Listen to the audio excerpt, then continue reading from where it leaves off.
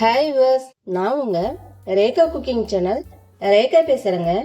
இன்னைக்கு நாம பார்க்கக்கூடிய ரெசிபி ஜவ்வரிசி உப்புமாங்க. இந்த ரெசிபி நல்லா ஹெல்த்தியா சட்டுன்னு செய்யக்கூடிய ரெசிபிங்க. எப்படி செய்யறதுன்னு பார்க்கலாங்க. வாங்க வீடியோக்குள்ள போலாம். இந்த சைஸு ஜவ்வரிசியை நம்ம இது போல ஒரு 3 மணி நேரம் ஊற வச்சு எடுத்துருக்குங்க. ஊற வச்சா பாருங்க இது போல கண்ணாடி மாதிரி ஆக்கிடும். இதுல மாவுச்சத்து நிறைய இருக்கிறதுனால நம்ம தண்ணியோட களைஞ்சோம்னா கரைய ஆரம்பிக்கும். அப்படியே வடிகட்டி எடுத்துட்டு வரணுங்க. வடிச்சு இது போல ஒரு ஜல்லடையில இப்படி வச்சிருங்க. இருக்கிற வாட்டர்லாம் இது போல பாருங்க டிராப் டிராப்பா இறங்கிடும் ஃபுல்லா. வானலியில ஒரு 4 ஸ்பூன் அளவுக்கு எண்ணெய் விட்டுக்கலாங்க. கடுகு 1 ஸ்பூனு, 2 ஸ்பூனு உளுத்தம்பருப்பு,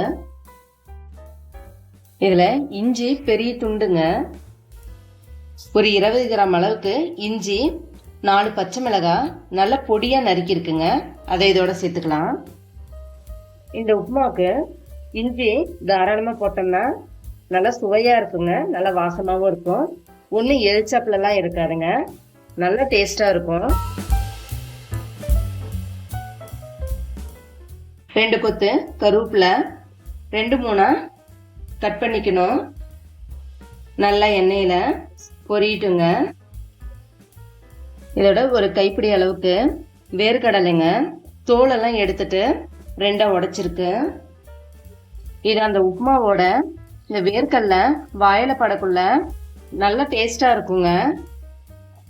2 கைப்பிடி அளவுக்கு வறுத்த வேர்க்கடலைங்க எடுத்து மிக்சியில கொஞ்சம் கொரகொரப்பா அரைச்சிருக்குங்க. ரொம்ப நைஸா ஓட்டிடாதீங்க. அதையும் இதோட சேர்த்துக்கலாம்.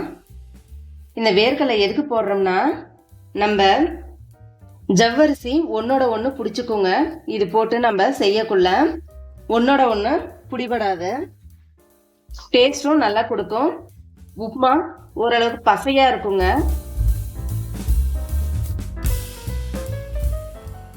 பாருங்க கலர் நல்லா சேஞ்ச் ஆயிடுச்சு. இதோட நம்ம வடிச்சு வச்சிருக்க ஜவ்வரிசிய இதோட சேர்த்துக்கலாம்.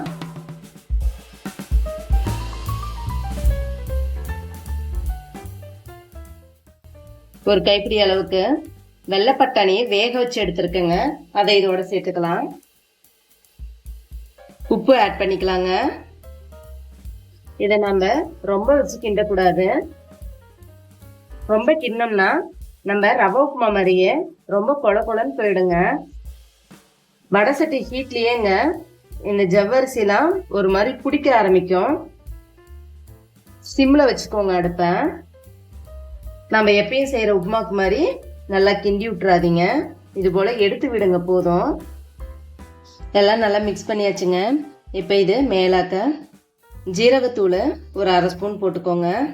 ஏன்னா நம்ம மாவுச்சத்து உள்ள பொருளுங்கிறதுனால சாப்பிடக்குள்ள வயிறு கொஞ்சம் மந்தமா இருக்குங்க. ஜீரகப்பொடி போட்டுக்கிட்டிங்கன்னா கொஞ்சம் ஃப்ரீயா இருக்கும். மிளகுத்தூள் 1 ஸ்பூனுங்க.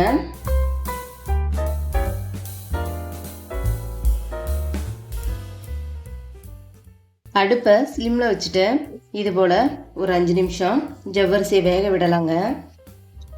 5 நிமிஷம் ஆச்சுங்க. பார்ப்போம். மேலே பார்த்தாலே தெரியுதுங்க, நல்லா கலர்லாம் மாறி இருக்கு. நல்லா ஜவ்வரிசி வெந்திருக்கு. இப்போ 2 ஸ்பூன் அளவுக்கு மேலே எண்ணெய் விட்டுக்கலாம். பாத்திரத்தில் எண்ணெய் கொஞ்சம் பிடிச்சாப்புல இருக்குங்க, அதனால லேசாக எடுத்து விடலாம். இந்த வேர்க்கடலை பட்டாணி எல்லாம் போட்டு நம்ம செய்யக்குள்ள வாசமே அவ்வளோ நல்லா இருக்குங்க. நம்ம உப்புமா ரெடி ஆயிடுச்சுங்க. அடுப்பை ஆஃப் பண்ணிக்கலாம்.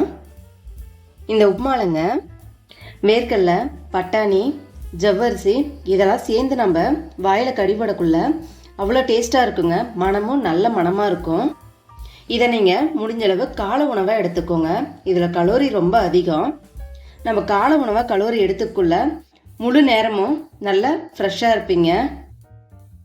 நீங்களும் இதை ட்ரை பண்ணி பார்த்துட்டு எப்படி இருந்துச்சுன்னு கமெண்ட் பாக்ஸில் கமெண்ட் பண்ணுங்க. நம்ம அடுத்த வீடியோவில் பார்க்கலாம்.